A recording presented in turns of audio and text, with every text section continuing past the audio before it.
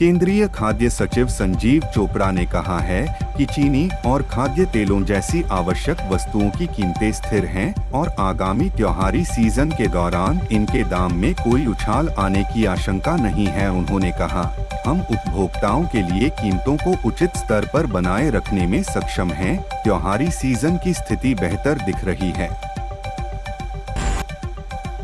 Cabinet से एक राष्ट्र एक चुनाव प्रस्ताव को मंजूरी मिलने के बाद प्रधानमंत्री नरेंद्र मोदी ने पहली प्रतिक्रिया दी है।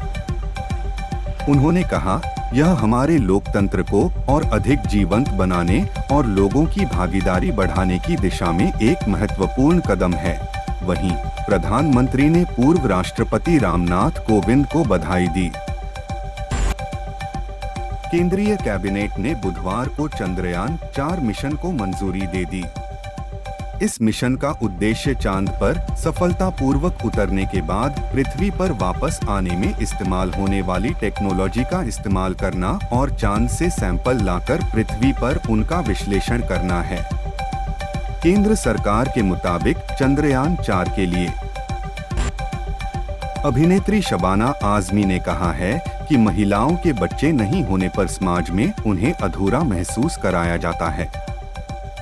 शबाना ने कहा, आपको इससे बाहर निकलने के लिए काफी मेहनत करनी पड़ती है। महिलाएं अपने महत्व का अंदाजा रिश्तों से लगाती हैं, जबकि उन्हें अपने काम से इसका अंदाजा लगाना चाहिए।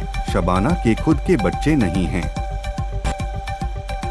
केंद्रीय मंत्री हरदीप सिंह पुरी ने अमेरिका में आयोजित बहुराष्ट्रीय सम्मेलन में कहा है, भारत अगले 2 दशक में वैश्विक ऊर्जा की मांग में 35% का योगदान करेगा।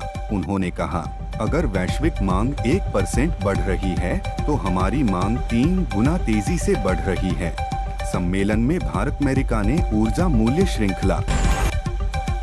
एक अधिकारी के मुताबिक भारतीय न्याय संहिता BNS के 1 जुलाई को प्रभाव में आने के बाद से देश भर में 1 जुलाई से 3 सितंबर तक BNS के तहत कुल 5.56 लाख से ज्यादा प्राथमिकी दर्ज की गई हैं।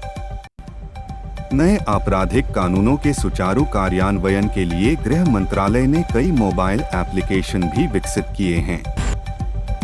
गुजरात हाई कोर्ट ने एक वकील को लात मारने वाले एक पुलिस अधिकारी पर 3 लाख रुपए का जुर्माना लगाते हुए कहा है, अगर अभी छोड़ेंगे तो आगे 10 पुलिसकर्मी ऐसी गलती करेंगे। दरअसल सूरत में अधिकारी ने वकील को पार्किंग में इतने देर से क्या कर रहे थे कहते हुए लात मारी थी, जिसके बाद उसने याचिका दायर की थी।